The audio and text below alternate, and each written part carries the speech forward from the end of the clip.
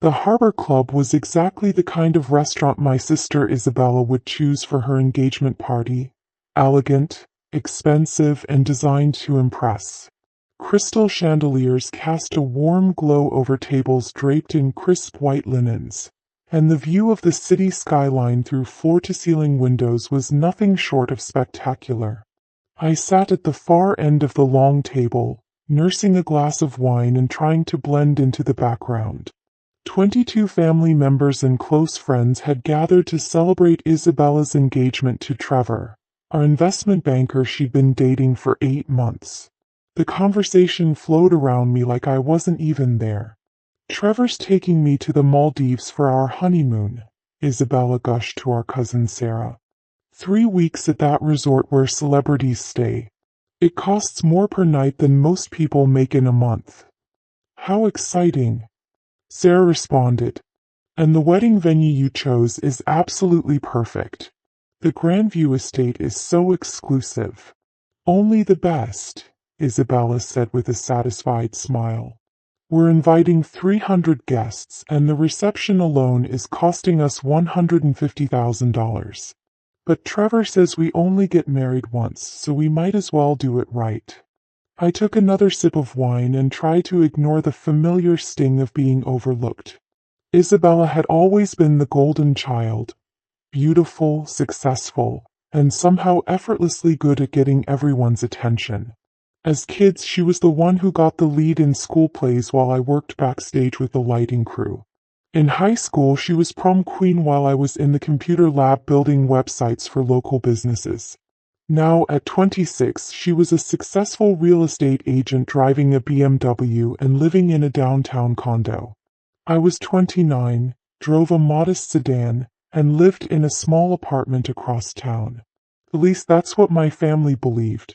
"Maya," my mother's voice cut through my thoughts. "You've been awfully quiet tonight." All eyes turned to me and I felt my cheeks warm. Just enjoying listening to everyone's stories.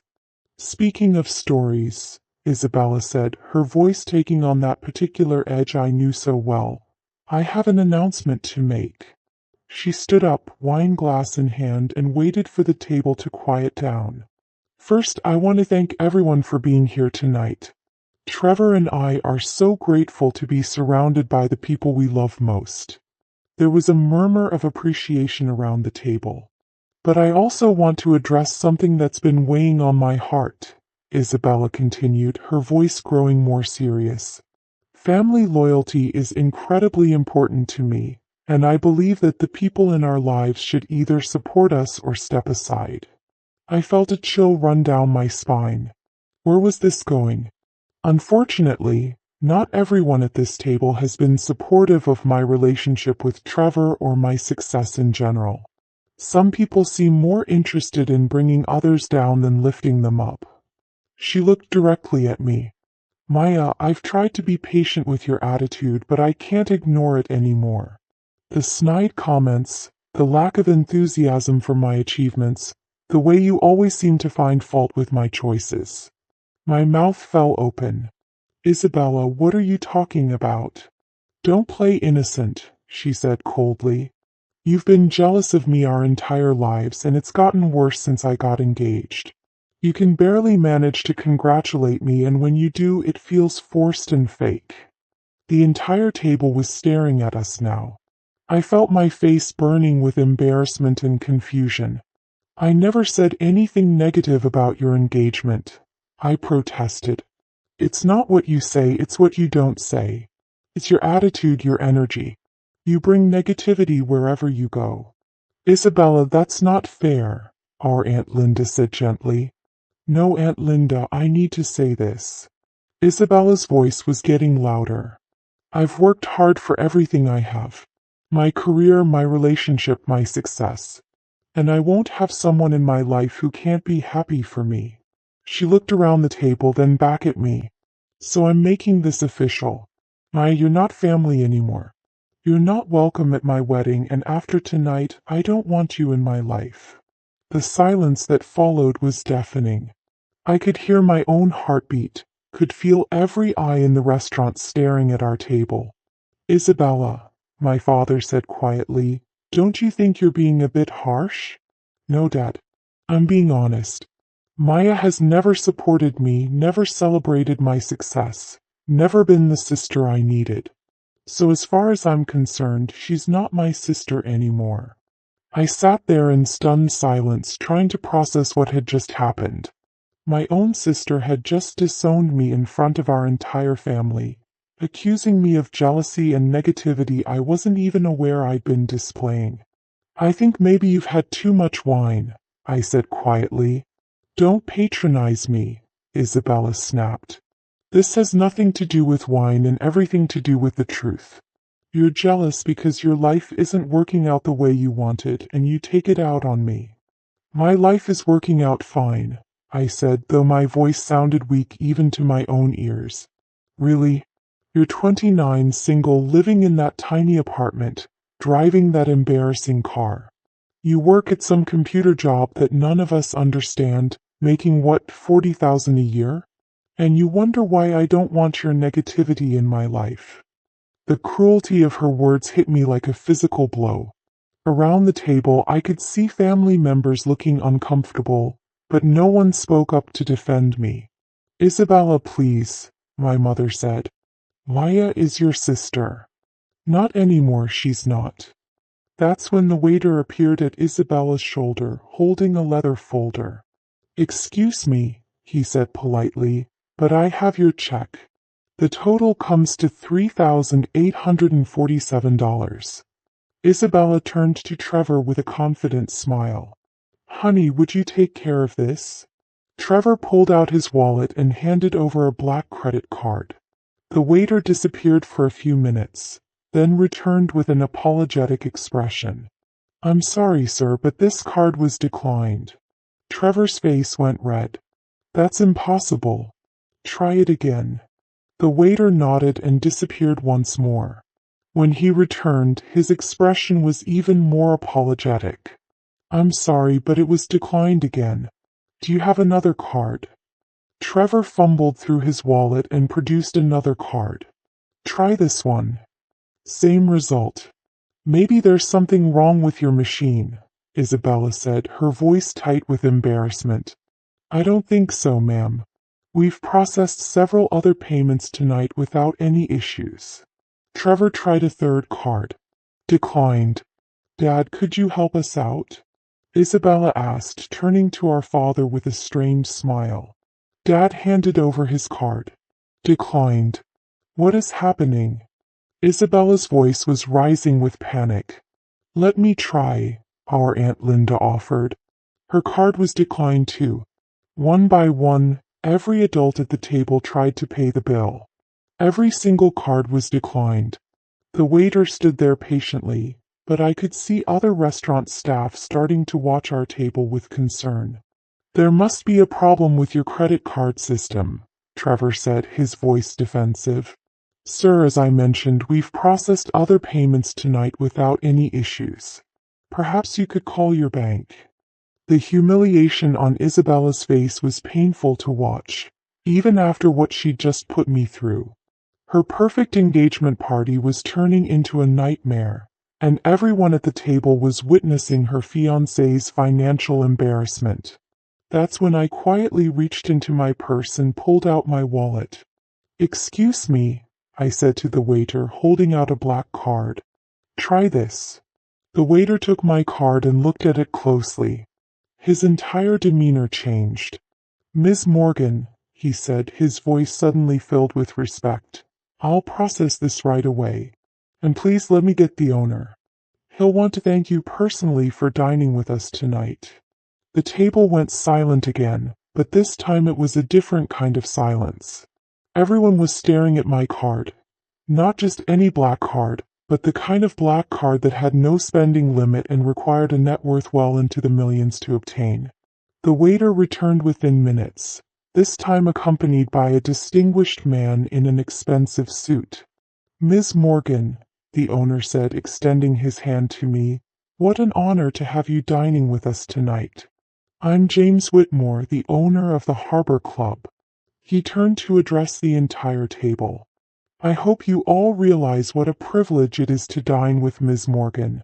She's one of our most valued guests and one of the most successful entrepreneurs in the city. I felt my cheeks burning as everyone stared at me. In fact, Mr. Whitmore continued, Ms. Morgan's company, Digital Dynamics, just acquired 3 of the city's largest tech firms. The business community has been buzzing about it for weeks. Isabella's face had gone completely white. And of course, Mr. Whitmore added with a warm smile, as one of our platinum members, tonight's dinner is complimentary. Thank you for choosing the Harbor Club for your celebration. He shook my hand once more and left us sitting in stunned silence. The waiter placed my card back on the table in front of me, along with a receipt showing a 0 balance. Thank you, Ms. Morgan. Your usual table will be ready any time you'd like to return. After he left, you could have heard a pin drop. Finally, Trevor cleared his throat. Maya, I had no idea you were. I mean, we didn't know about your business success. Nobody asked, I said quietly, tucking my card back into my wallet. Digital Dynamics, my father said slowly. That's your company? One of them, yes. One of them. Isabella's voice came out as a whisper. I have several business interests. Digital Dynamics is my main company, but I also have investments in real estate, renewable energy, and a few tech startups that have done well. Sarah leaned forward. Maya, when you say done well, last year's revenue across all my companies was about $340 million. The number hung in the air like smoke. $340 million? My mother repeated faintly. That's revenue, not profit. Profit was closer to $89 million. Isabella looked like she might faint. But you live in that small apartment, she said weakly. I own the building. I live in the penthouse, but I use the smaller unit as my home office when I need to focus without distractions. Your car is practical and reliable. I have other cars, but I don't see the point in flashy displays of wealth.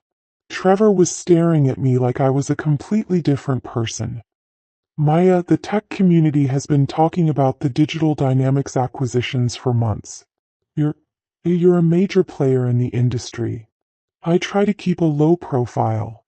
But why didn't you tell us? My mother asked. I looked around the table at my family's faces, shocked, confused, and more than a little embarrassed. When would I have told you? Isabella just spent 10 minutes explaining why I don't belong in this family because I'm unsuccessful and jealous. You all seem to have very fixed ideas about who I am and what my life looks like. We had no idea, my father said quietly.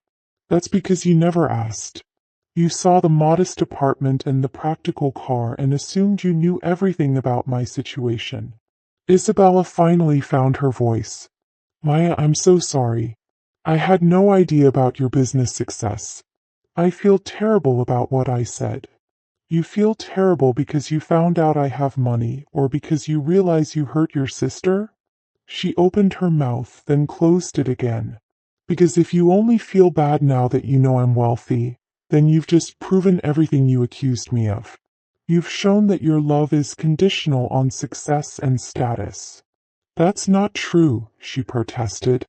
Isn't it? 5 minutes ago, I wasn't family anymore because you thought I was unsuccessful. Now you're apologizing because you found out I'm richer than your fiancé. The truth of that statement settled over the table like a heavy blanket. Maya, Trevor said carefully, I think we all owe you an apology. We made assumptions about your life that were clearly wrong. The assumptions aren't the problem, I said. The problem is that you were willing to cut me out of the family based on those assumptions. I looked directly at Isabella. You didn't disown me because I was actually unsupportive or negative. You disowned me because you thought I was unsuccessful, and unsuccessful people aren't worth having in your life. That's not. Isabella started, then stopped. Isabella, in the 8 months you've been with Trevor, how many times have you asked about my work? She couldn't answer. How many times have you invited me to lunch, just the two of us? Silence. How many times have you called me just to talk, not because you needed something? Her eyes filled with tears. You decided I was jealous and unsupportive, but the truth is, you've been so wrapped up in your own success that you never bothered to learn anything about my life. I'm a terrible sister, she whispered. You're not terrible, but you've been selfish and shallow, and you've prioritized appearances over relationships. I stood up from the table. The irony is, I was actually happy for you. Your engagement, your career success, your beautiful life. I genuinely celebrated all of it. But you were so convinced that I was jealous. You couldn't see my actual support. Where are you going? My mother asked. Home. I have an early morning meeting with some investors from Japan.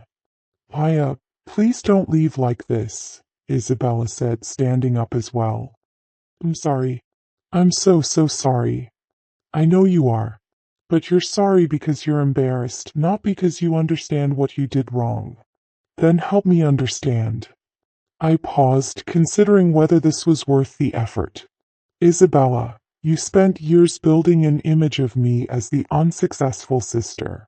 It made you feel better about yourself to have someone to look down on. When I didn't fit neatly into that role, instead of questioning your assumptions, you decided I was the problem. You're right, she said quietly. The sad part is, I would have loved to share my success with you. I would have loved to have a sister who celebrated my achievements the way I celebrated yours. But you were so invested in seeing me as a failure that you never gave me the chance. I picked up my purse. Maya, what can I do to fix this? Isabella asked desperately. I don't know if you can fix it. But if you want to try, start by figuring out whether you want a relationship with your successful sister, or whether you just want to avoid the embarrassment of having misjudged me so badly. I headed toward the exit, then turned back. Oh, and Isabella, the reason all those credit cards were declined tonight. There's been a data breach at the major credit processing companies. It's been all over the business news. My company's cybersecurity division has been working around the clock to help fix it. The table stared at me in stunned silence. I would have mentioned it earlier, but nobody asked about my work. 3 days later, Isabella showed up at my real apartment. The penthouse she'd never seen. How did you get my address? I asked through the intercom. I hired a private investigator, she said. Please, Maya. I need to talk to you. I buzzed her up, curious despite myself. When the elevator doors opened, Isabella stepped into my foyer and stopped dead. Oh my God, she breathed. The penthouse was beautiful, floor-to-ceiling windows, modern furniture, and a view of the entire city. But it wasn't ostentatious. It was elegant and comfortable, designed for someone who appreciated quality without needing to show off. This is where you live? She asked. This is where I live. She walked to the windows and stared out at the view. Maya, this must be worth about $3.2 million. I bought it 3 years ago. Why didn't you tell me? Because you never asked where I lived. You saw me leaving from the smaller apartment and assumed that's where I lived. Isabella turned away from the window to face me. I've been thinking about what you said at the restaurant. About whether I want a relationship with my successful sister or just want to avoid embarrassment. And I want a relationship with my sister. The real you, not the version I created in my head. She sat down on my couch. I talked to Mom and Dad. We've all been thinking about how we treated you and we're ashamed. Isabella. No, let me finish. You were right about everything.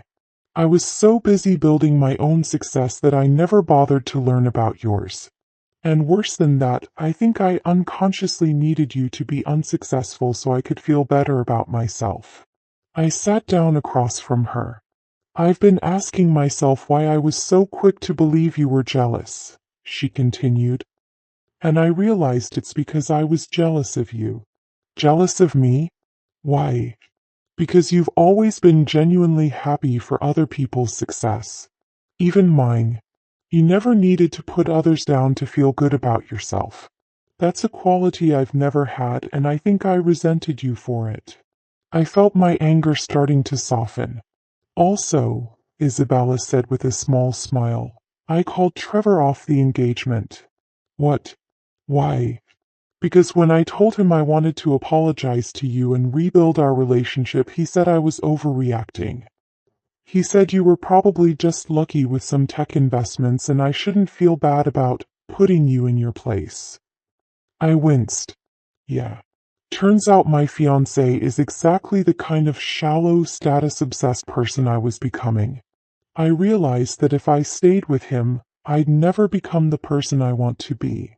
Isabella, you don't have to change your whole life because of this. Yes, I do. Maya, you've built an empire while staying humble and kind. You've been successful without losing your soul. I want to learn how to do that. She leaned forward. Will you teach me? Will you let me be your sister again, for real this time? I looked at Isabella, really looked at her, and saw something I hadn't seen in years. Vulnerability. Genuine remorse. And maybe, just maybe, the sister I'd always wanted. Hey, I said. But we start over. No assumptions, no judgments. We get to know each other as adults. Deal. And you have to promise me something. Anything. Next time you're planning a big celebration, ask me about my work first. Because I might have some ideas about venues. Isabella looked confused. What do you mean? I smiled. I own the Harbor Club, Isabella. I bought it last year when Mr. Whitmore was looking to expand to other cities. Her jaw dropped. You own the restaurant where my engagement party was? I own 17 restaurants across the city. The Harbor Club is just my favorite. Isabella started laughing. Really laughing for the first time since I'd known her as an adult. Maya, my sister, the secret restaurant mogul. What else don't I know about you? Well, I said, settling back into my chair, let me tell you about my renewable energy investments. For the next 4 hours we talked. Really talked. Isabella asked questions about my businesses, my goals, my challenges. I told her about the satisfaction of building something meaningful, the pressure of managing hundreds of employees, the excitement of seeing innovative ideas come to life. In return, she told me about the pressure she'd felt to constantly achieve, the fear that had driven her to put others down, and the loneliness of building a life focused more on image than substance. When she finally left that night, I felt something I hadn't felt in years. Hope that we could actually be sisters. 6 months later, Isabella joined my company as head of business development. She took a significant pay cut from her real estate job, but she said it was worth it to work on something meaningful. Plus, she told me on her first day, I finally get to brag about my sister's success instead of pretending it doesn't exist. And that night, for the first time in years, she called just to talk. No agenda. No favors to ask. Just two sisters finally getting to know each other. It was the best conversation we'd ever had.